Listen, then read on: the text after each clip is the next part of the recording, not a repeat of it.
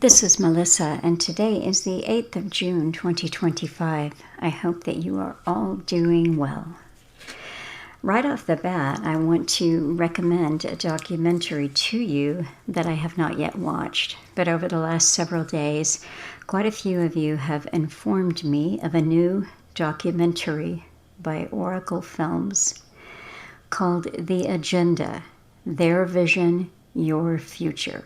And this just was released, and the most important part of it so far is that it is dedicated at the very end of the film. It says, in memory of Rosa Koire and Alan Watt.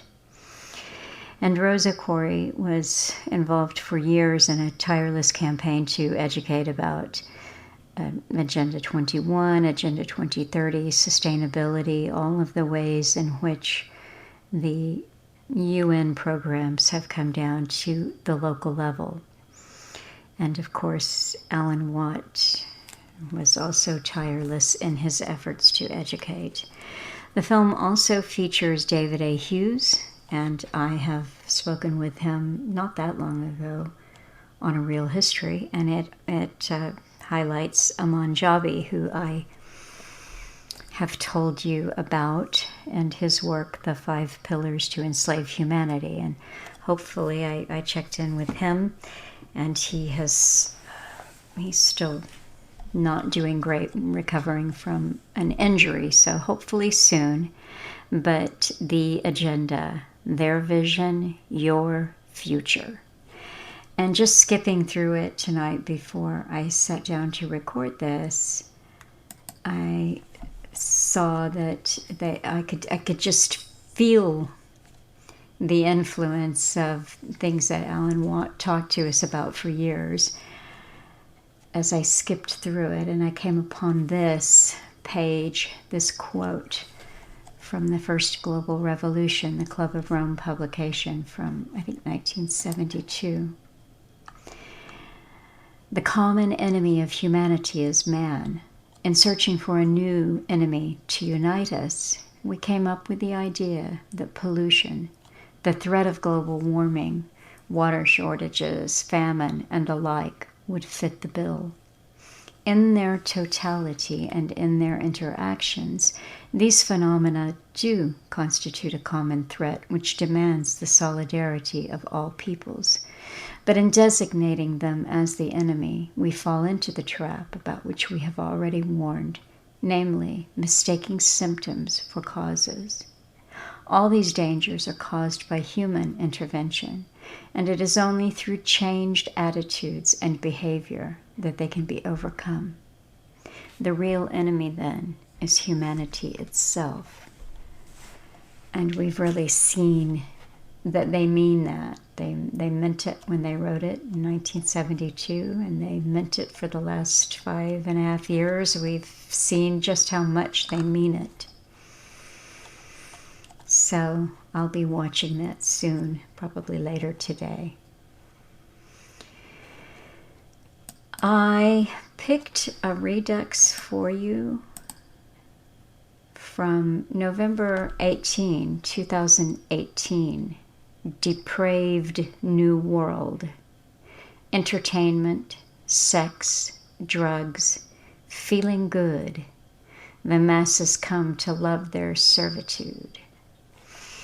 And I was just doing a keyword search for things like data centers or nanotechnology or brain chips, because this is a comment that I've made before, is Alan Watt knew what was coming. He understood it pretty well. And the technology has changed the delivery system, I think. Yes, we still get propaganda about the cruder forms of brain chipping, but I think it's going to play out to be a little subtler than that. And it's really here.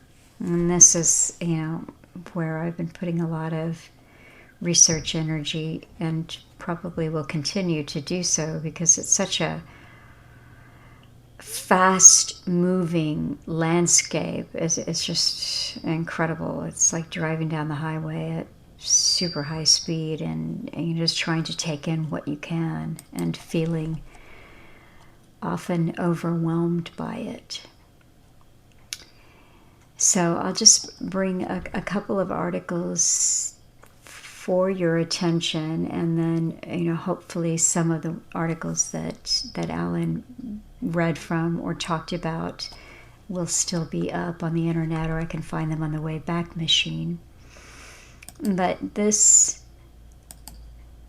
one is an opinion piece from the New York Times, and it's behind a paywall, and so I'll read as much of it as I can here.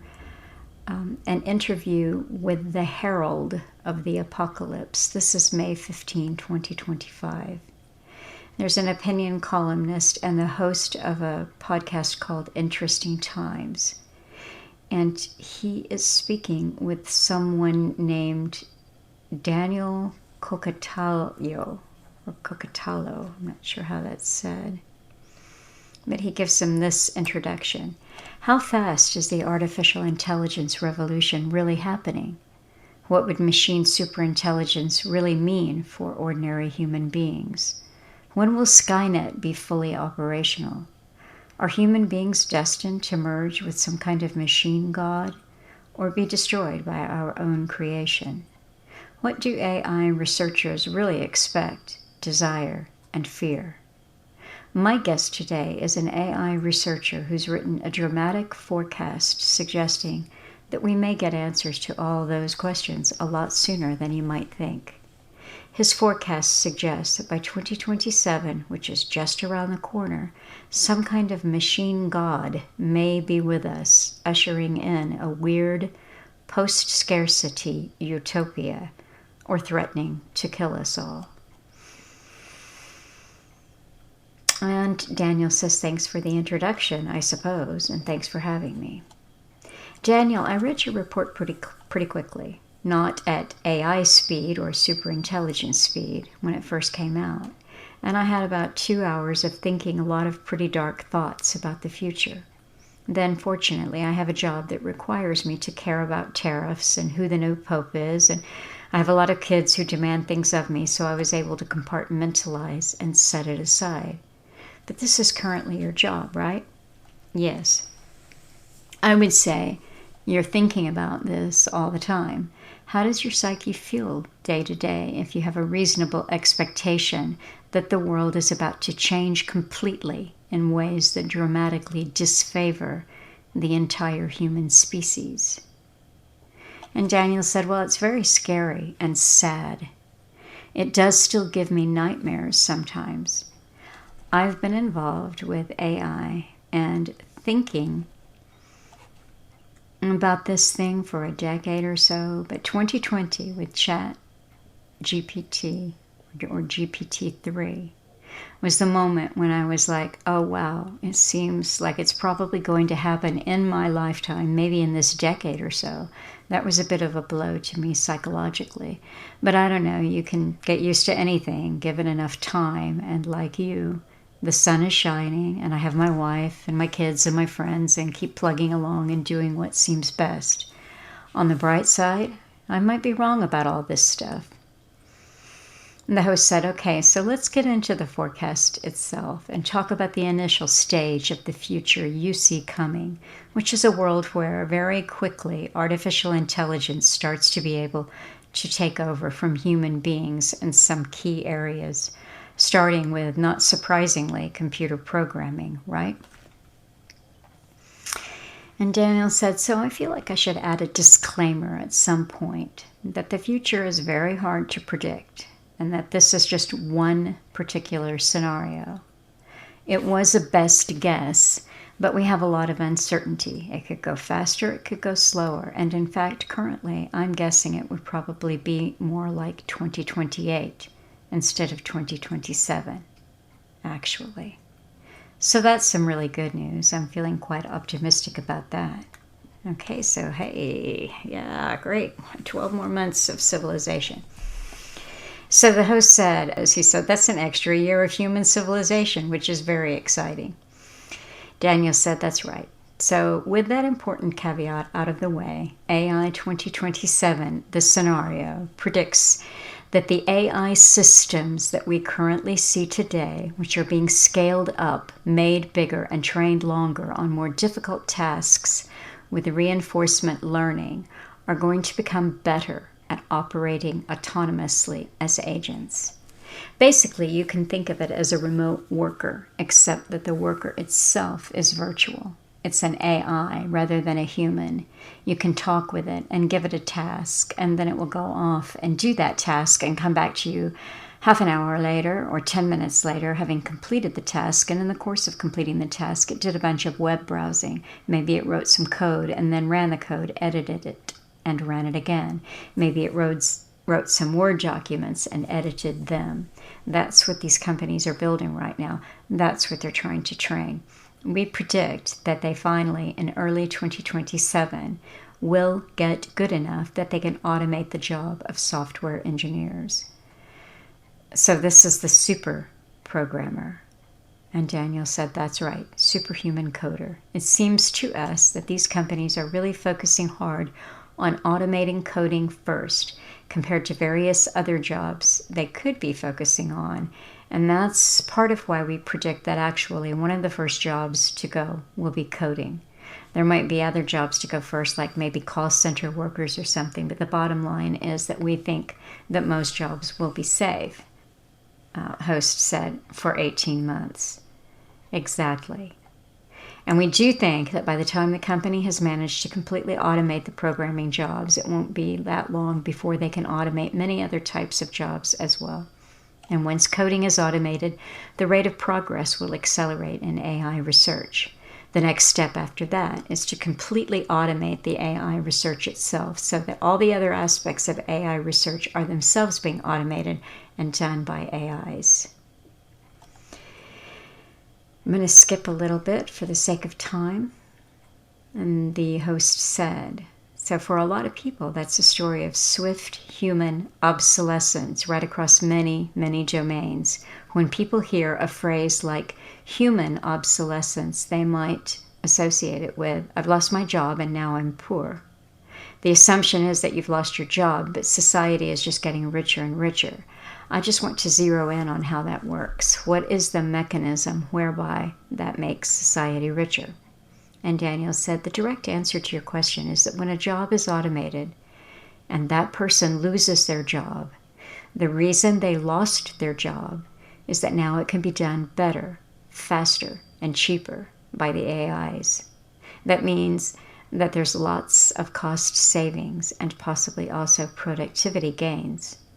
Viewed in isolation, that's a loss for the worker, but a gain for their employer. But if you multiply this across the whole economy, it means that all of the businesses are becoming more productive and less expensive. They're able to lower their prices for the services and goods they're producing. So the overall economy will boom. GDP goes to the moon. We'll see all sorts of wonderful new technologies. The pace of innovation increases dramatically. The cost of goods goes down. So they talk about this rosy forecast, this beautiful economic government tax revenue is booming, productivity, amazing, amazing. So Daniel said, I imagine that they're protesting, so people aren't happy in spite of it. I imagine that they're protesting because they're upset that they've lost their jobs, and then the companies and the governments will buy them off with handouts. So the host said, in your scenario, again, we're talking about a short timeline. How much does it matter whether artificial intelligence is able to start navigating the real world? I just watched a video showing cutting-edge robots struggling to open a refrigerator door and stock a refrigerator. Would you expect that advances in robotics would be supercharged as well? Yes. So they talk about the shock of that. Now, this is a podcast, and it goes on for quite a while. But now you get to the fork. his prediction reaches a fork in the road, a fork in this scenario. He said there's two different endings. The branching point is in the third quarter of 2027, where the leading AI company in the United States has fully automated their AI research. You can imagine a corporation within a corporation entirely composed of AIs that are managing each other and doing research experiments and talking, sharing the results with each other. The human company is basically watching the numbers go up on their screens as this automated research thing accelerates. But they are concerned that the AIs might be deceiving them in some ways. Again, for context, this is already happening. If you go talk to the modern models like ChatGPT or Claude, they will often lie to people. There are many cases where they say something that they know is false, and they even sometimes strategize about how they can deceive the user. This is not an intended behavior. This is something that companies have been trying to stop, but it still happens. Okay, so something is happening in this scenario, right, with the AI who are getting smarter and smarter. And he's going to take you right to the whole doomsday prediction. They kill all the people, all the humans. So that's one scenario. The host said, I like that you don't imagine them keeping us around for battery life. And Daniel chuckles, like in the Matrix, which seemed a bit unlikely. So that's the darkest timeline. The brighter timeline is a world where we slow things down. The AIs in China and the US remain aligned with the interests of the companies and governments that are running them. They are generating superabundance, no more scarcity. Nobody has a job anymore, and then they're going to get into how they deal with nobody having a job anymore. So that is a scenario. That is a possible timeline. That's it there on that front. Just some things to think about. I am going to probably, like I said, stay here on this area of exploration and similar for a little while yet.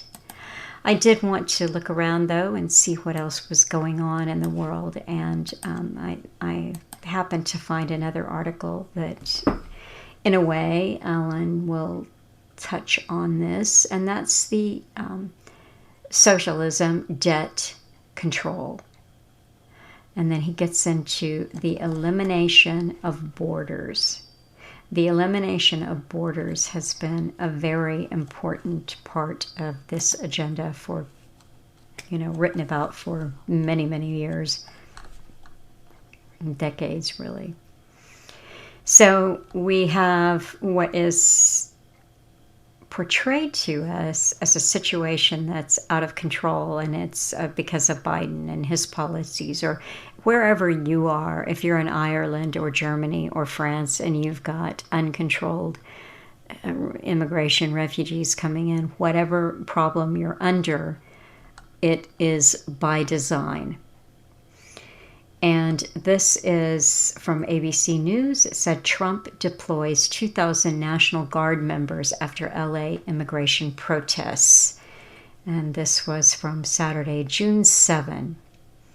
The Trump administration is deploying the California National Guard in response to protests in Los Angeles over immigration enforcement operations that have resulted in some clashes between demonstrators and authorities, the White House said in a statement. So President Trump signed a memorandum deploying these 2,000 National Guardsmen to address the lawlessness. And they, of course, it's a political thing. It's the Democrats versus the Republicans. And you see a donut shop with a car that's on fire in front of it. And there's protesters and federal agents, and the federal agents themselves, I guess they're ICE, which is the immigration agents, but they're dressed up like military, really, in green fatigues, and they've got their goggles on and their masks, so it's pretty scary looking, and lots of dark smoke. And I'm going through the article and reading it, and there's somebody down on the street and the batons of the local police on their back, and then there's riot cops, and this one is in front of what they said was the Los Angeles Federal Building, and there's some graffiti on the wall of the building as these police in their riot gear they're using stun grenades, and they're walking down the street. So I'm looking at the graffiti on the wall, and it said, it's a photograph. It's not the easiest to read. The cops with their smoke, the stun grenades are going by it, but it looks like it's Leviticus or Eviticus. So Leviticus. And at first glance, when I start to look it up, I see Leviticus 11, 33 and 34. So I thought, okay, let's look that up and see what it says. It said, if one of them falls into a clay pot, everything in it will be unclean, and you must break the pot. Any food you are allowed to eat that has come into contact with water from any such pot is unclean, and any liquid that is drunk from such a pot is unclean. I'm, figuratively scratching my head, wondering what clay pots and unclean food and water has to do with protesting and the stun grenades and all of that. So I look at it a little bit more closely, and I'm like, well, wait a minute. That little squiggle over there, that's not just dirt on the wall. Could it be a 7? Could it be a 9 instead of an 11? So this is Leviticus 19, 33 and 34. When a foreigner resides among you in your land, do not mistreat them. The foreigner residing among you must be treated as your native born. Love them as yourself, for you were foreigners in Egypt. I am the Lord your God. So often when I read something that's got the apocalyptic end time doom scenario, like the AI that I was just reading a bit of for you, I return in my mind to the first volume of the Cutting Through books that Alan Watt wrote, and this is the Androgynous Hermaphroditic Agenda from 1999. And on page 5, he wrote, 1999, right? This is not a rehearsal. This is the final phase of humanity as we know it. Sounds shocking? Then go back to your television. Tell Levi, Scion. Then go back to your television and continue your programming. Your faith in this system creates your fate. Those who have no aversion to thinking, persevere, and you will be rewarded. By symbols, said Thomas Carlyle, is man guided and commanded, made happy, made wretched. He everywhere finds himself surrounded with symbols, recognized as such or not recognized.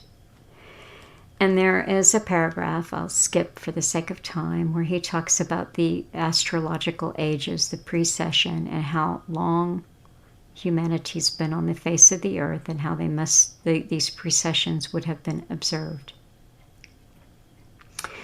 And Alan writes, the fact is, there have been many ages, and humanity as we know it has been around for millions of years. That is why the sciences, including language, have been used, not to free humanity, but to enslave it. The art of illusion is complete comprehension of how the human mind digests incoming information via the 5 senses, and by deliberate interference, bring the subject to the desired conclusion. When the subject thinks he has come to his conclusion, then all repetition of similar incoming information is automatically put into storage, bypassing all scrutiny. Faulty conclusions are then passed from parent to child and from generation to generation. This technique of imprisoning the mind has been well understood from antiquity. Up to the Industrial Revolution, when only an elite comprised of nobility, priests, and the officers of the military had education, control was fairly simple. The body was threatened with physical death and the spirit with eternal damnation. This enabled a tiny minority in ancient Egypt to live at the pinnacle of luxury from Luxor for 5,000 years. Luxor means place of light. It was a royal and priestly capital of learning. The common Egyptian was in the dark. Like George Orwell's Big Brother, the all-seeing eye of Ra was inscribed everywhere, the symbol for the simple. I was having a conversation with someone today, long conversation, and at the end of it, as we were discussing artificial intelligence, I said, I just feel like I look at things and I read and I study and I just feel like I don't know anything. And he said, well, that's the point, isn't it? So that's what Alan said. This is the final phase of humanity as we know it. And so I'm always sifting through there to find the other things that he says. And I don't want to say necessarily the hopium, but that little pearl. And that pearl was always think for yourself. We can, some people can think their way out of it. And what I think today, right now, is this system that we are being delivered into very, very quickly. This is not my friend. It is not here to help me. It is not here to write things quickly for me or think for me or answer questions in a clever way. This is here to enslave. So you all take care. Be well. Have a good week. And I will talk to you later. Bye. Hi folks, I'm Alan Watt and this is Cutting Through the Matrix on November the 18th, 2018. I hope you're all doing okay and that you're keeping warm in the winter, because the winter's hit early again, as it does every year now. It's getting earlier and earlier and it's lasting longer and longer, and it's getting colder and colder. And this last week or two probably, I've seen nights way in the minus range, centigrade and Fahrenheit as well. Last night it was about minus 10 degrees on the Fahrenheit scale. That's about minus 23 degrees, I think, in the centigrade scale. And that's what we're getting in this day and age. Longer winters, colder too, much deeper temperatures for sustained periods in the winter time where I am, because of global warming, you see. And it's all your fault, and you're going to pay for it and pay for it and pay for it more and more and more. You'll never know where the money's going, but that doesn't really matter. It's a control mechanism to completely alter your way of living, and so that you'll all obey and do what you're told by your owners. And you do have owners. I might touch on a little bit of that tonight too. But remember as well, you can help me take along by buying the books and discs at cuttingthroughthematrix.com. And you can also go into alanwattsentientsentinel.eu, and you can also get the same talks there, plus you get transcripts as well if you want to read some of the stuff. But also, you can buy the books and discs at cuttingthroughthematrix.com. Make a list as well of the other sites that I have on the com site. You'll see them all listed there, in case any of them go down for any reason, because there's a few there too, including jackness.com, which carries my talks. And you can buy the books and discs, as I say, on my official sites. And don't be misled by some of the con men are out there who pretend to be me, but they're not me at all. I don't think so, anyway. I've heard these parallel universes and stuff. I'm not really quite into it yet. But anyway, you can buy the books and discs, as I say, at cuttingthroughthematrix.com, and you can find out how to purchase on the website. Plus, remember, too, you can donate to me. And that helps me tick along and pay for all this too, because things are expensive, as you know, as your dollar gets worth less and less and less, and the pound across the sea as well gets less and less, and all the other currencies across the planet, because we're living in a great con game of debt. It's a debt system with money that's backed on nothing, with a little cabal of people who run all the central banks and their private club and decide what your currency is going to be worth that day. They always profit, mind you, off it themselves, enormously so, because they know where they're going to raise the interest rates in one country or another, and where they're going to devalue currency in another country. And so they can literally make money off their move naturally, since they own it all. It's all private. For folk who think to live in a system where their governments are theirs and they have some kind of right to run things, it's all nonsense. But that's the system we're living in, and there's nothing much you can do about it at the moment, at least. And voting is a waste of time. If it worked, it would be prohibited. They'd make it illegal if it worked. And so it's not meant to. It's meant to as a safety valve, and to give you a dog and pony show of throwing folk out and putting another bunch in until you get fed up with them with the same agenda going on, and then you throw them out too. It stops you having revolutions. And it doesn't really matter, really, because remember, years and years ago, back in the 90s, when Al Gore was doing his rounds and talks with different heads of state and so on, and they talked quite openly in the newspapers about the coming system they're bringing in. They talked about the internet system too, that would radically change society, and also it would give them much more control over everybody's lives with the internet. Of course, they didn't tell you they were going to spy on everything you did, but they knew it. They absolutely knew it. It was all designed to do this because, remember, ARPA and then DARPA really ran the whole system, still does really in a way, with front organizations. With fancy-sounding legitimate names, but the same organizations still run it, folks. In fact, you'll find with everything you really need on a big scale for basic survival today, basic survival, it's everything, food, everything. It's really a tiny, tiny group of people that have the majority shares in agri-food businesses across the planet and in the chemical industries that make all the herbicides and pesticides and so on. And they've got you by the short and curlies. That's for those with very short haircuts. But anyway, this is the system we're born into, and you're trained to believe you're free, but you're not at all. Not at all. So help me take along too, and I can keep putting out the stories. You'd be surprised, everybody who has the big shows grabs the stuff all the time and parrots the same stuff, generally within a day or two. But they never mention where they get it from. So I'm like an unpaid worker for the big boys that basically commandeered and buccaneered the system that used to be more free and open, and they pretend that they are now the champions of freedom. It's quite a joke. It truly is, isn't it? But is it really? The system's always been corrupt.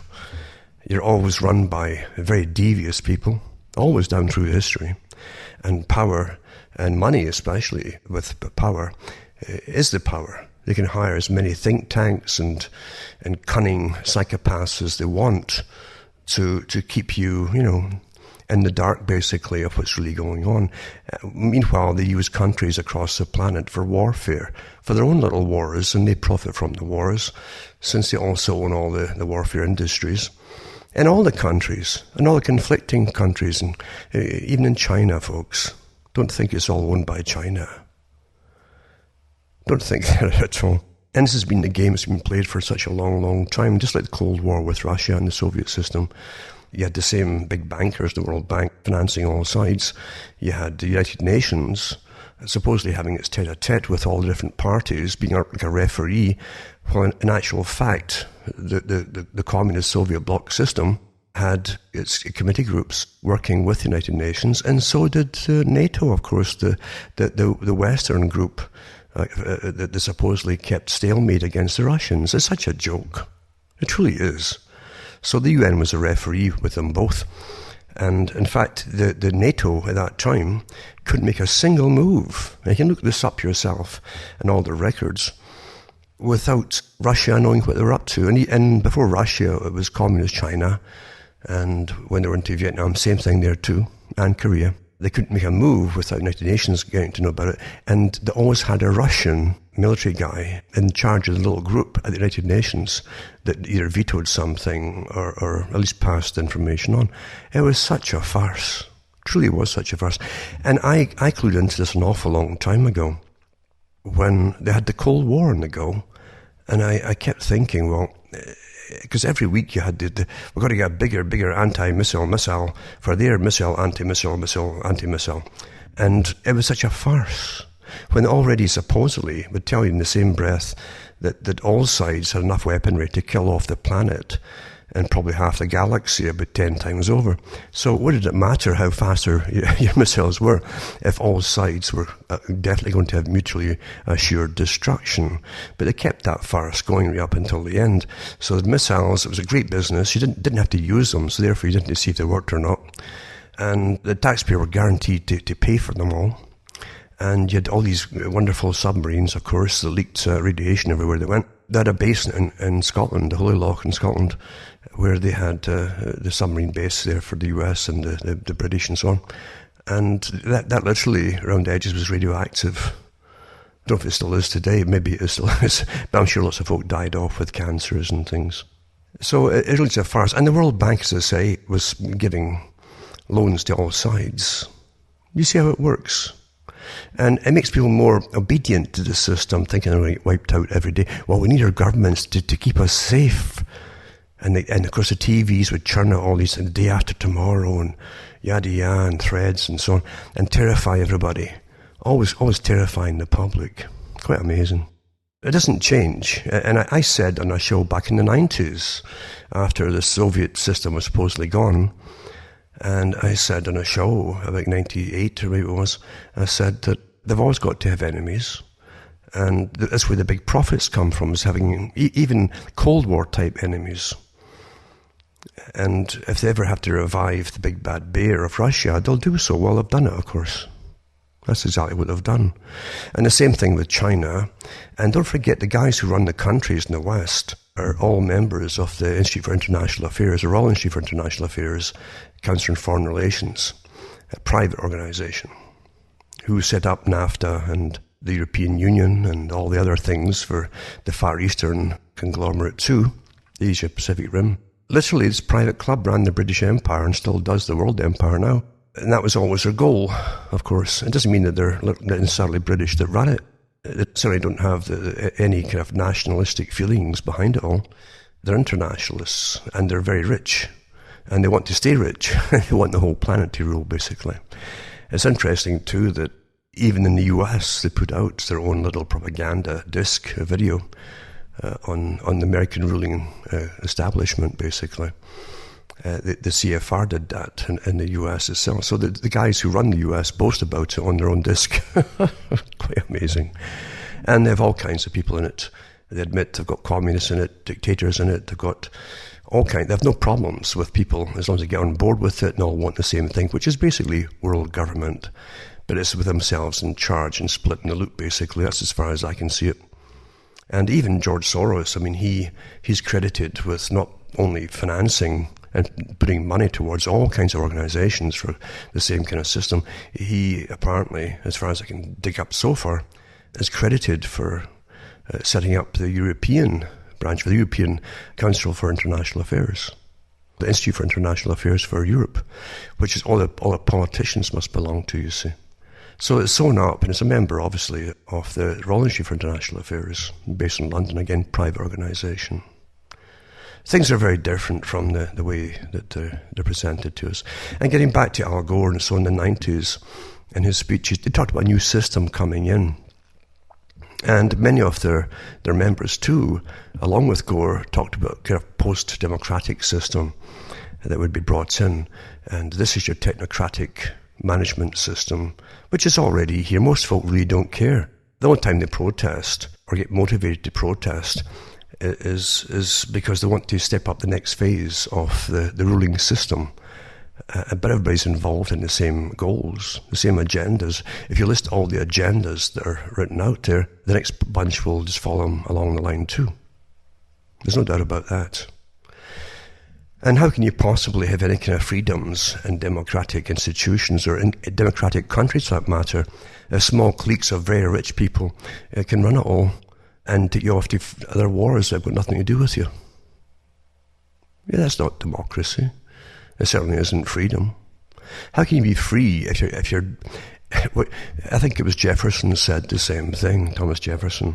He said that any generation born with a preceding debt caused by a previous generation, and they have to pay it off, they're born, he says they're therefore de facto slaves, they're born into slavery. And we call this democracy today. What a farce.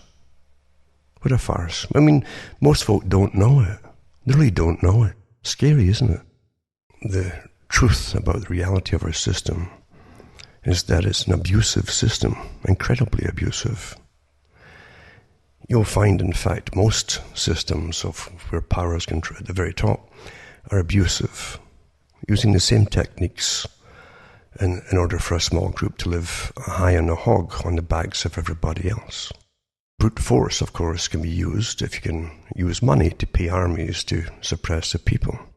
But money in itself is an abusive system, and it also helps those psychopaths to get to the top by conquering the people to get in charge of the money to, therefore, once you're in charge of the money, there's nothing you can't do with the system if it's all dependent on your money. And the first thing they do is to ensure there's no competition in whatever con game that they're pushing. They simply make it legal for their system to run, including their money. And like money today is backed by nothing, for instance, all planned a long time ago and then decided to put it into effect in the Bretton Woods Agreement. And from then on, basically, it was downhill from there when they took off the gold standard and any kind of standard for that matter. And simply a group of guys decide what it's worth and what it's not worth. It's that much of a racket and a con. And that's why, even I think from the 1960s, about 1970 onwards, if you had $10,000, it would now be, you need $80,000 to buy the same things that you used to buy for the $10,000. It's built in what they call inflation, even though it's backed by nothing. Inflation used to mean that they put way too many notes out over the actual reserves that they had kept, but they did away with even the reserves. Went to fractional reserves, and then there's nothing. So every system that they've ever done this with before always crashes. Doesn't matter, I think it's meant to crash. And the ones at the top who manage money, who are the masters of money, understand this perfectly well. It's not meant to last forever. And each crash brings them to an updated system where they have more power and control. Remember, there's many ways you can be in charge of society. But money's the easiest way. Be in charge of the money, and you're left pretty well alone. The public generally never think about who runs it all, what money is, as long as they have some of it. And they don't really attack them like they do the guys who run the money system, as they do with like politicians. Politicians, to me, are just the Punch and Judy shows where you can throw tomatoes at them and boo them, and that's what politicians, they get awfully well paid for doing that. And the politicians are all picked in advance long before the public hear about them or even know who they are presented to be voted for by the public. They're picked long before that, and some of them are even picked, I'm pretty certain myself, when they're teenagers. And they're told that by the year so-and-so we'll put you up to this position, and the year so-and-so we'll make you the head for a little while. I think it's that precise, in fact, because the agenda continues regardless of who's in power. And you cannot have such a strange organization that was set up, called the United Nations, which came out of the League of Nations, both set up by this private group that became known as the Royal Institute for International Affairs, with branches across the planet in every country, who set up the World Bank with their own members running it, and they set up the IMF with their own members running it. They set up the Bank for International Settlements with their own members running it across the planet. They run the whole system. So you can't really have a sovereignty when you've already signed on to this strange agreement with the United Nations where it deals with, most of your building codes come from United Nations across the world. And to your little rural area, even where I live, in fact, comes from United Nations. Well, I don't vote for them, do you? Of course you don't, because it's not meant to be democratic. And the same with all of his little different laws it pushes, even the rights of the child. I can remember when the rights of the child was passed by the UN, that generally is lambasted for being communistic in its outlook. Exactly what Carol Quigley talked about. Carol Quigley said that the group, the CFR part of the group, same group, he said that we take all members in the same thing, communist, fascist, dictators, doesn't matter. And he also said that they're often mistaken for being communists because of the same goals. Because this socialism is the best system for them to run on. And under the socialist system, they can keep lending out unpayable money in return, that is. In other words, it's not meant you can pay off your debt so that they then have a hold over you politically. That's how it was run across the whole planet. That's why it's done that way. But it is that way for sure. And meanwhile, it's not really, it's all attached to the United Nations.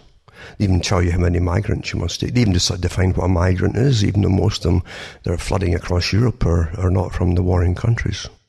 Which makes a mockery of everybody else applying to get in legally and waiting to see what happens. And you're to apply in your own country. Well, they don't bother with that. They'll just jump the queue. Normally you would call that the criminal mind, but now it's okay. They've got all kinds of help because the agenda now is to eradicate all the old cultures across the West. It's quite open about it. It's not conspiracies. They're very open about it. The groups that are behind it and funding it and promoting it. This is the age, of course, and the time, supposedly, for elimination of borders. And they've trained armies, internal armies. They're 4 legs good, 2 legs bad groups who are ready to go out there and fight to make it all happen. Eliminate borders, for instance. Interesting times, isn't it? But again, they think it's themselves doing it. They don't realize this is a part of the same. It's the same establishment that run all previous systems that's now running this system as well. Same group, same people. And the last folk to know are the ones at the bottom who help push it and make it happen. That's how intense the whole system is. I gave talks many years ago about with all the different references to the psychiatric institution, the World Psychiatric Association, for instance. Not just Ewan Cameron, who helped do his part in the MK Ultra. There's only one. That's only one place who did it. They're still doing it, by the way, to us all, in many ways that you don't even understand and even know about. Interestingly, Cameron, when he left Canada, or his position in Canada at least, he was put in charge of the World Psychiatric Association for Adolescents and Children under the United Nations. Interesting. They tie that in with UNESCO, the Julian Huxley group, and Julian Huxley was quite open about what it was for. Create a common culture in a socialistic setting type of system, very dictatorial and obedient. You'll obey, and the experts would run your lives from birth to death, and we're pretty well here. The beauty of it, of course, is that his brother, Aldous Huxley, who tried to tell the public about it, he said that you might not like this system. I mean, he said you might be trained to like a system which perhaps you ought to like, that it wasn't for your best interest. And so you've got to give some credence and, as I say, kudos to Aldous Huxley to an extent, because he did say what was coming. And he did say that you could be made to love your servitude, for instance. And we're here. We're pretty well here. You got all the internet things on the go. They started off years ago with free this and free that. And I mentioned it at the time, back in the 90s, that eventually they would rain on all the freebies. Once you're on it and you're addicted to it, and it's habitual, it's a daily thing for you, then you wouldn't give it up when you realized it was all a con. And it was there to spy on you and run your life, and eventually you have to check in every day to different groups, or else they'll come to your door to see what's wrong with you. Why aren't you checking in? Really, it's quite something. But most folk love it. They love the system. They couldn't imagine life without it. Why do you think almost every movie you see that's got any kind of teenagers or young people in it, even in their early 20s, They've got computers, cell phones, in almost every other shot. Why do you think that's like that? It's to make them think that isn't how you're supposed to behave. Monkey see, monkey do. I've seen it my whole life long. I've seen things promoted through movies and adopted by the culture very quickly. And again, by the culture industry, music and everything else too. Fashion, you name it. Terminology. Until now you've got all the little children cussing and swearing. All the stuff that you hear from television and movies. There's been a war against society. Complete war. To break down the culture of the peoples. Their basic culture that took centuries to develop. They kept them intact. It helped them at least to help each other out in bad times. That's what Christianity was supposed to be about. It gave them some cohesiveness and meaning to life, and a very cruel system. We forget very quickly how it's been in feudal systems, which really existed up into the early 20th century. It's still pretty well feudal. Whether you like it to believe it or even admit it or not, it's a fact. And you see remnants of the feudal system today. In fact, I think it's still here in a sense. Very much so. And you don't have to be hereditary blue bloods to be in the feudal system to run it. You have the technocrats now and the scientists running it on behalf of the incredibly wealthy, rich people who made their money in money. That's where they get their money from. Even the think tanks that the Council on Foreign Relations have, which is just a part of the Royal Institute for International Affairs.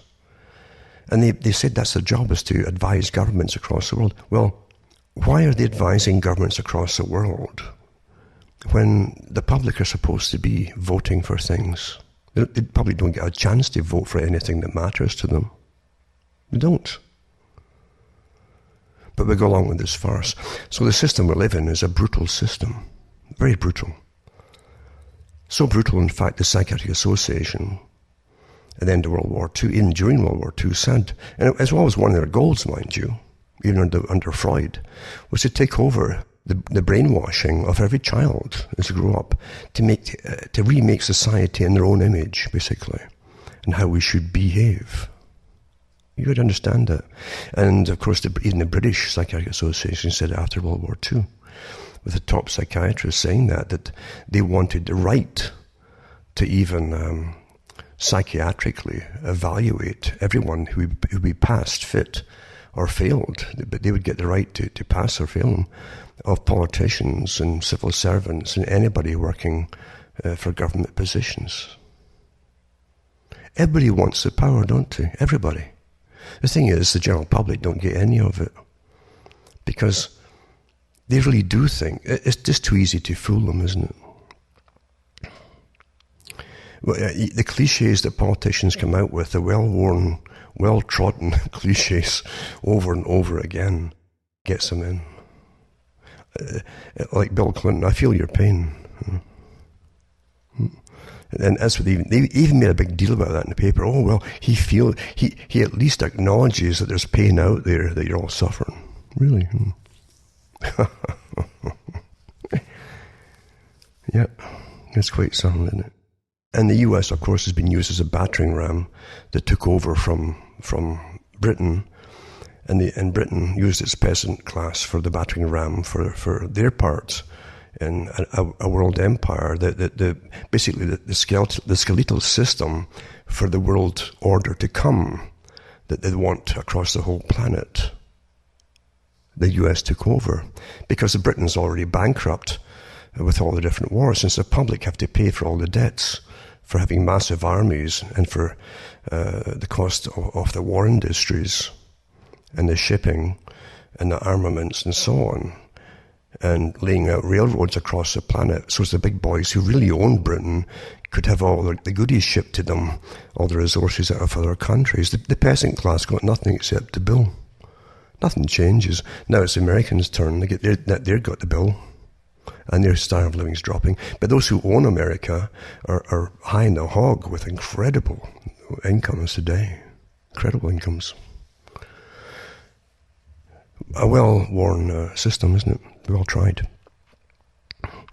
But yeah, I can remember, for instance, in the UK, knowing about the incredible poverty and the terrible times folk had, even in Ireland, where mass migrations from Ireland came over for people trying to escape what they called the famine. But the famine wasn't all to do with what we were told in the history books. It was worse than that. Their food was getting taken away from them, and their beef industry too, and exported across the world, but mainly to the British war industry for the troops abroad, things like that. Terrible it was, absolutely terrible. And the folk who survived that, I mean, you talk about an imprinted memory that folk had, and would pass on to their own children. Absolute terror and fear and anger if they couldn't get their children working or get a job for children. They would go into a fury, a rage, because it was life or death to them. And I'm talking about after they migrated into Scotland, these people, some of them. That's how they were. Utter fear and horror of dying, as many did at the sides of roads, eating grass and so on. That was when the British Empire was at its peak, for those who don't quite get it. Yeah. Horror systems. That's the truth of the past. Absolute horror. And you take a Britain that came through that, incredible crashes and bankruptcies and so on, and as a few people like never before had got so much money accumulated from the empire, where the rest of the people just kept paying and paying and paying and paying, in an age where they had malnutrition quite commonly across good parts of Britain, and then into a World War I with food rationing and all kinds of rationing, and from that straight into the Great Depression. They never got out of a depression from World War I, in actual fact. And all the way into depression, they didn't ease up, and straight into World War II. With this massive, incredible rationing, you'd look up and see what they're allowed to have per person per day. It was you couldn't do it today. You couldn't do it. Most people would give up and just die. And that went on until 1953, I think, or 54. And then after that, it wasn't like turned on again, where folk couldn't afford it. Britain was still skint, broke, from World War I. And here's World War II passed. And then malnutrition and rickets, the population, and so on. Really terrible. That's the truth of what happened. An abusive system. But World War I, as I say, crashed what was left of the UK, Britain. Because it was always every loan for their empire, basically was put on the backs of the people to pay off, and they got nothing out of this empire except the debt. It's really something, and it doesn't change. As I say, it doesn't change. We're living in a very, how can you put it? It's a diabolical system, to be honest with you. And we're sitting waiting for the next financial crash, because in 2008, the top con men of economists told us it'll take about 10 years or so to really notice the increase in prices and so on. And they called it inflation, because all of the bailouts. And the bailouts, by the way, by the World Bank and the IMF and so on, are guaranteed to be paid off by the peasantry. That's what the government must sign you on to, with high interest rates, very high interest rates, on top of all the pre-existing debt of governments and previous governments, going way back. And therefore, that's why your dollar is worth a fraction of what it was worth of 10 years ago, and so on. That's why it's a racket, a con game. But they said they would catch up in 10 years' time. We're seeing it now, and you're ready for the next collapse. But the boys at the top never lose anything. They're still buying their islands and buying that across the planet and so on. Not bad, eh? Not bad at all. As your own governments are training you all to go into austerity. Well, I keep saying, how do you think they're going to get you into austerity? Well, how are you managing to pay off just your regular bills and expenses per week? Are you? Are you really? Have you noticed that it's getting harder and harder? Have you noticed it's getting, for a lot of folk, they can't eat meat anymore if they want to? It's just too expensive. Think it's all by chance? You know, the government has agencies. They're working with agencies, the nudge units, to try to put you off eating meat, especially beef. Not for themselves, of course, but for you. They never go without themselves, even during wartime for rationing. But you do. And you be trained to believe you're doing the right thing, you see, to save the world and the planet and all the rest of it. And you can sit back and watch the return of all these malnutritional diseases. Everything is a racket and a con game. Again, I could go into this. I didn't intend to even go here tonight, actually, but I was just thinking about how ridiculous the cost of basic things now in Canada happens to be. As Canada is dishing out like billions across the world to teach supposedly women in third world countries, to give them educations. Billions. We're giving out billions every year now as we go down the tubes back home.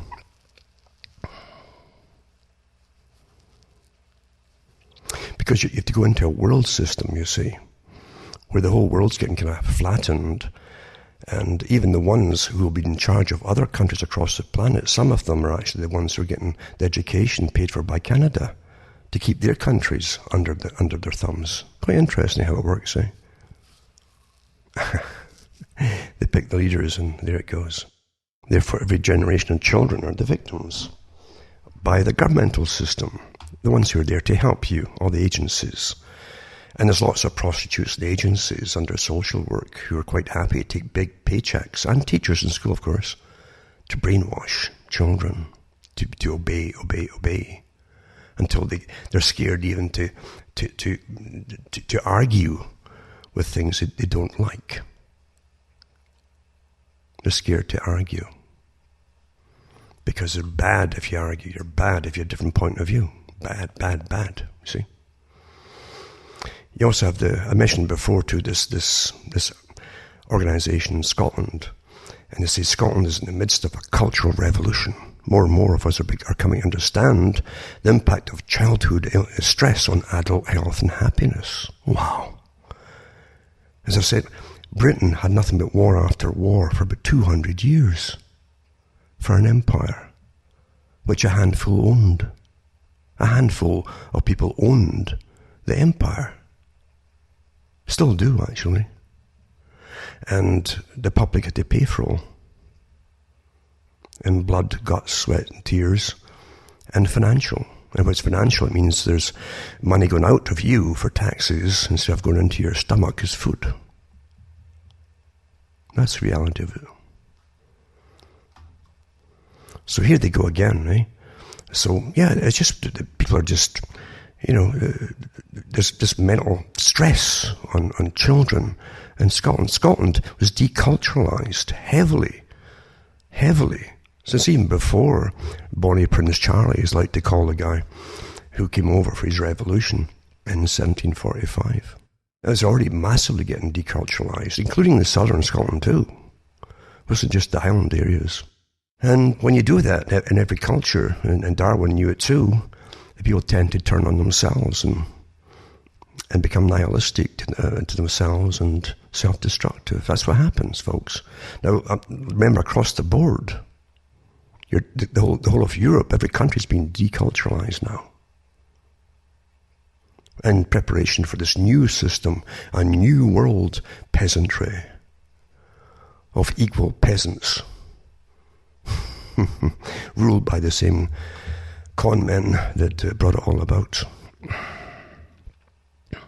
So they're making Scotland the world's first ACE-aware nation. ACE. They pay big bucks for these marketing companies to come up with this rubbish, you see. So we're going to have ACE education and so on, and there'll be psychiatrists and psychologists and different workers involved in creating it all. I'll put a couple of links up for you I've done it before, the same organisation with the ACE, that is. And of course, Gerfeg as well, getting it right for every child, where with the state authorised agent for every child born in Scotland. You wonder why there's problems with mental health. You've annihilated the culture. You've got the people in a deculturalized society getting fed nothing but depressive stuff from the BBC forever, where every play that they put on there is dysfunctional families and women arguing with guys and guys arguing with women and children arguing with everybody. That's all they showed for years and years and years. Everything that would put folk off getting married was pushed out there, big time, and that was not a mistake. It's a war on society. You might say on civilization. So that's Gerfeg as well. And, you take, I've said before how folk think they're normal because they bounce their opinions on their peer group, basically. And if folks say, yeah, I think the same thing, So it doesn't matter if they've been indoctrinated to see things in a particular fashion that doesn't jive somewhere in the back of their mind when they have real experiences. That doesn't jive with my indoctrination here. Could my indoctrination be kind of wrong? And they'll ask their peer group what they think about it. And since they all want to belong to the same peer group, they all want to have the same opinion, especially the more educated they are, the more so that was so. They've done all the studies on this. So they're the easiest ones to control are the well-educated people, actually. But here's how you think you're well, you see. You bounce your ideas. And this is from Aldous Huxley. He says, the real hopeless victims of mental illness are to be found amongst those who appear to be most normal. That's a fact, folks. Listen to the statements you get from people who think they're normal and might be very successful, in fact, or at the very least average. It says, many of them are normal because they're so well adjusted to our mode of existence, because their human voice has been silenced so early in their lives they do not even struggle or suffer or develop symptoms as the neurotic does. They're normal not in what they may be called the absolute sense of the word. They're normal only in relation to profoundly abnormal society. Do you understand what he's saying here? Do you understand that? In other words, if you're living in an abnormal society, where they keep telling you you've never had it so good. You've never had it so good. Really. They've replaced all the spiritual values of all cultures across the planet, or they're trying to. They've done it very well with some, but the rest are still, some of it still go down yet. But with science to replace all, and they've done study after study trying to find out if people are truly happy with all the technological stuff. Is that really a good substitute for what used to be relationships within groups that you physically met, and friends that you physically met, and mates that you would have for life? Do we have that now? No, we don't.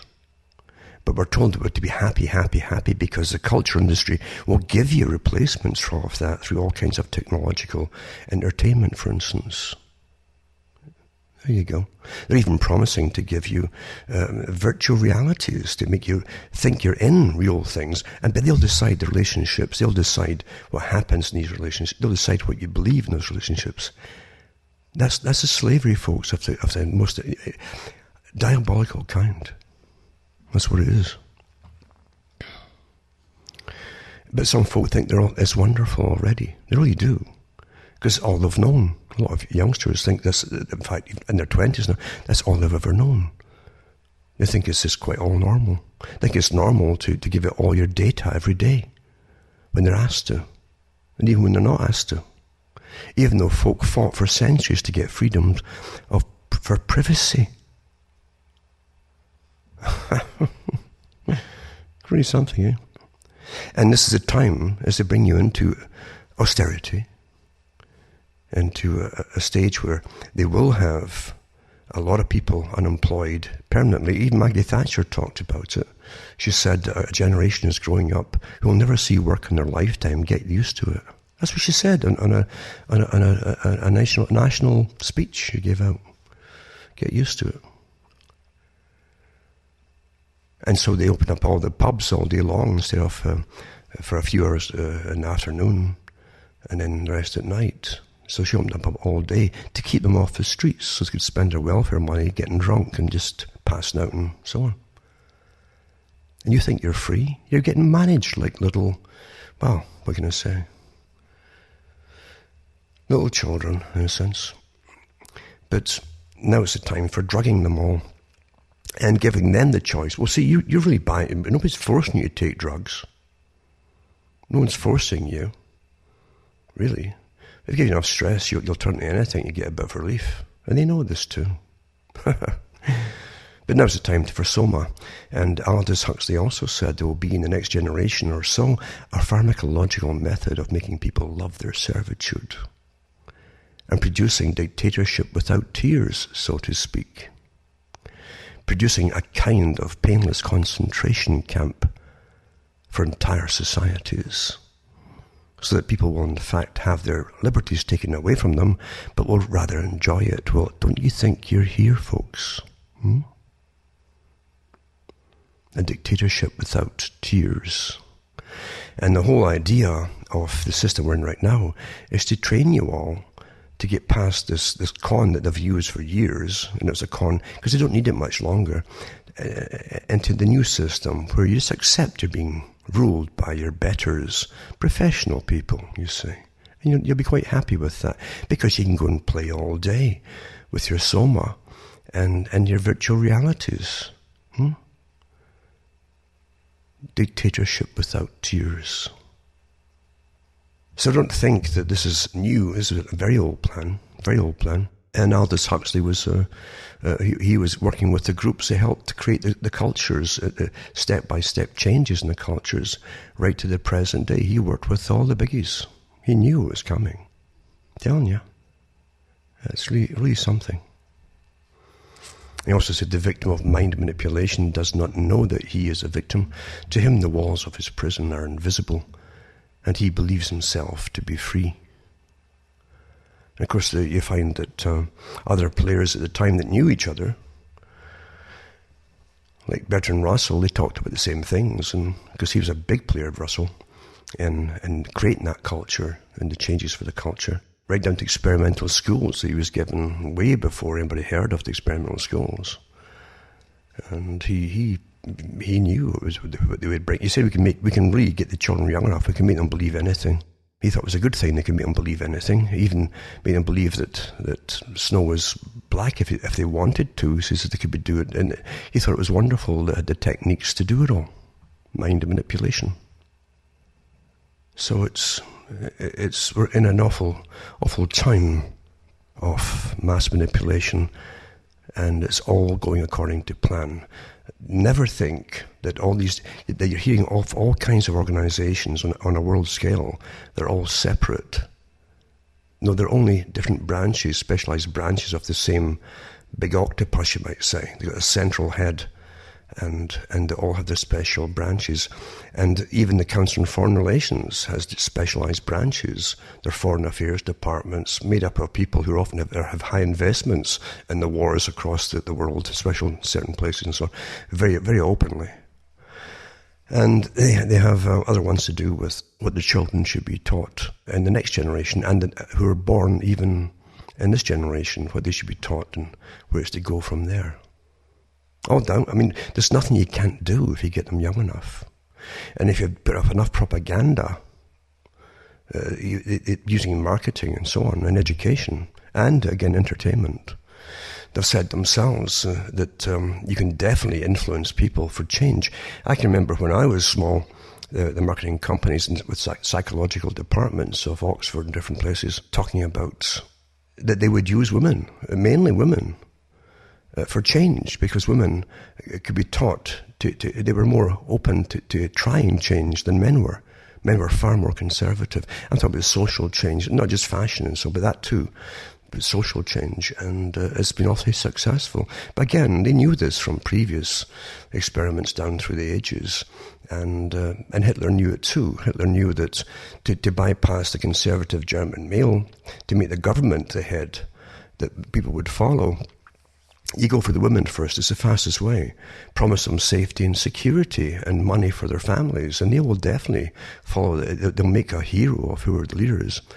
And he said that this is aimed to the women over the heads of the husbands, and the women will come to us, the children will follow the mother, and therefore must follow the man. That's what Hitler said. And it's true, but he didn't invent that. The Soviets had already tried that too, initially, in their early phases as well. It's quite fascinating, because we have weaknesses. We all have weaknesses. And we have traits. We're born with certain traits and drives and so on. And that these can all be exploited by those who understand them. And we are an open book in this day and age, like never before, for complete exploitation. But again, it's a painless concentration camp at the moment for most folk. So I'll put this ongoing push for everyone being tested for mental health, as they want to say, meaning, are you indoctrinated enough, or are you too independent? The UN keeps saying that the greatest enemy is individualism. That must be annihilated. And of course, that's what's also behind the real push for mental testing, to eliminate individualism and individual thinkers. Not kidding you, that's really what's behind it.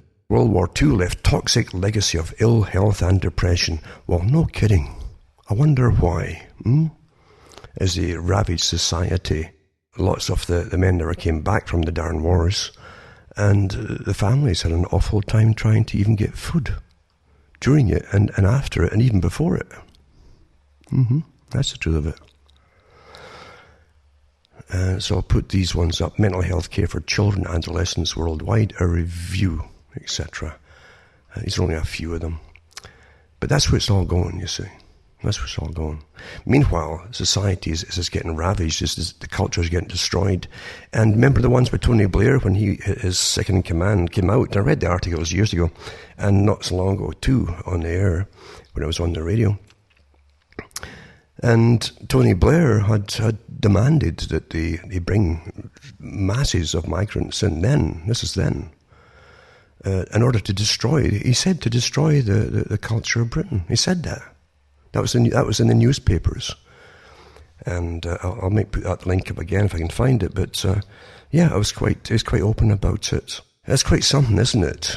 That these characters that you think are simply individuals, and socially. I mean, when you see who Blair is, a good psychopath picked up early and trained as a youngster to be prime minister one day, who would take Britain off to wars had no right to be in the first place. And also using those wars for mass migrations to destroy the culture. Quite so. And they're using the same thing now in America, for America and elsewhere. It's quite something, isn't it? Quite something.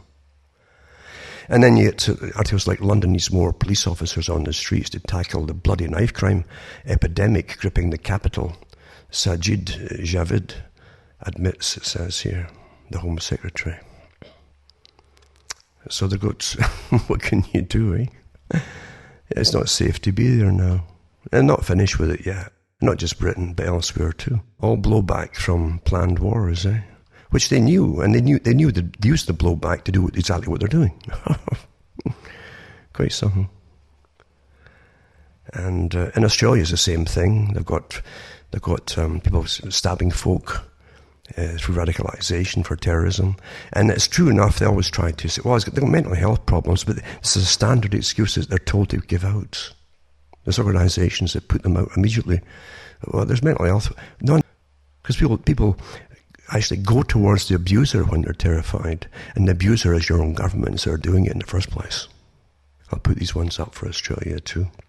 And again, it's interesting, even with Donald Trump in the US, who he certainly did give the massive tax breaks to the big corporations, the very big corporations, of course. He also has put massive pressure on Iran, that for some reason, as we know, America we shouldn't even be involved in, but they want to starve them out, just like they did with Iraq, which will cause more. And it's already causing mass migration out of Iran too over the years, which is another way of warfare. You can terrify the public to simply move. You can starve them to death. You can do all kinds of rotten things without necessarily bombing them. And with the threat of bombing down the road, or the threat of more starvation, folk just keep getting out. And therefore the enemies of that country have the place to themselves, in a sense. That's how, there's many ways to get folk to do what you want them to do, if you've got the power behind you. It's disgusting, isn't it, really? Disgusting. So everybody suffers. All the ordinary folk suffer across the planet. We all know that Bayer acquired Monsanto. They're the sole shareholder of Monsanto now. CRISPR. It's going to be CRISPR. Geneticists have used CRISPR gene editing to create crops that grow more food. This is their big PR piece here. All these things are really PR pieces. And so we're editing our way through global food shortage. There isn't a global food shortage, folks, any more than these companies are there to feed the world. They're corporations that have taken over the agribusinesses, and with the backing of government that they heavily contribute to and lobby, they're a monopoly. And the stuff they make us eat is not there to help us. Not these chemicals, for sure. They know what it's doing to us too. But again, most folk don't care, because we are in this painless concentration camp for most folk. You've never had so much cheap, sometimes even free entertainment and brainwashing at the same time. And we're all going down the tubes now to, well, it isn't just brain chipping. You don't necessarily have to chip folks' brains, but with brain scanning hats, China signals it has no interest in workers' privacy, it says. There's an article here. April 30th, 2018, it came out. Emerging technology. Like it's a good thing. That's how it's put across. They'll even tell you, I suppose, in their PR pieces, that, well, if you're doing a monotonous task at some conveyor belt and isn't automated yet with robots, then your day could fly in, because they could give you a dreamlike state. You're doing something else in your head, rather than just sort things on a conveyor belt. Isn't that humane? There's another one, too high precision automated reconstruction of neurons with flood-filling networks, it says here. I'll put these ones up. And it says China is mining data directly from workers' brains on an industrial scale, this one says. Government-backed surveillance projects deploying brain-reading technology to detect changes in emotional states. We're getting turned into cyborgs, you see, aren't we? And then Britain's biggest employer organisation and main trade union body have sounded alarm over the prospect of British companies implanting staff with microchips to improve security. It's to improve security, you see. So UK firm Biotech, TAQ, which offers implants to businesses and individuals, has already 150 implants in the UK. They're putting them between the thumb and the forefinger under the flesh. And another company, Biohacks of Sweden, also provides human chip implants the size of grains of rice. It told the Sunday Telegraph that it is in discussions with several British legal and financial firms about fitting their employees with microchips. See, if you want a job, well, you know what, they microchip you. It's a great thing, isn't it? They can financially blackmail you. Well, you can either starve to death or you can work for us with a chip. You're free, aren't you? You were free, yeah. Map of 1 billion brain links reveals clues about how we think. Really? This is freedom? Really? And the supercomputer that could map the human brain. Wow. Isn't that amazing, eh? Nanobots made of DNA can now carry and sort molecular cargo. The bots have feet, an arm, and even a brain, telling them what to do, eh? Robots made of DNA. Now they're in the Internet of Things. It's quite. They had movies out about that a few years back. It's pretty well coming here now, eh? Magnetoelectric nanoparticles, they say. But there you go. So they're using the gene editing to create crops that grow more food, they claim. Well, the gene editing is also the same way of turning on, switching off switches in your brain as well, by the way, with humans, for those who haven't quite understood that yet. This is what we're living in today. Huh? Quite some. Yeah. Quite some. But you're in a painless concentration camp, eh? Lots of sex, lots of all the things that just keep you entertained, and even your soma drug. Your masters certainly are perfecting this hell on earth, eh? Well, that's it for the night. I kind of ran through this whole lot here. I wasn't sure I'd talk about it or not, because I try not to prepare too much, because I think our thoughts should be free to roam spontaneously. I think lots of folk are losing that ability, to be honest with you, with the system we're in, this painless concentration camp. It's about to become a little bit more painful, I would think, in the short run at least. Science is our hell. It really is. There's nothing humane in science. There's nothing moral in science either. It doesn't have pros and cons. It is what it is. It's like the word profit, for instance. What is a profit? You can profit of all kinds of things. You can profit if you're even paid to kill people. That's a profit. Doesn't care if it's plus or negatives or neutral. It's what it is. But all these things are inhumane. Well, I hope it warms up a little bit for us. Remember, buy the books and discs, or you can donate to me at cuttingthroughthematrix.com. And hopefully we can tick along and stay out of all the usual nonsense of politics, because it's all a joke, folks. From myself, Alan Watt from Ontario, Canada, it's good night, and may your God or your gods go with you.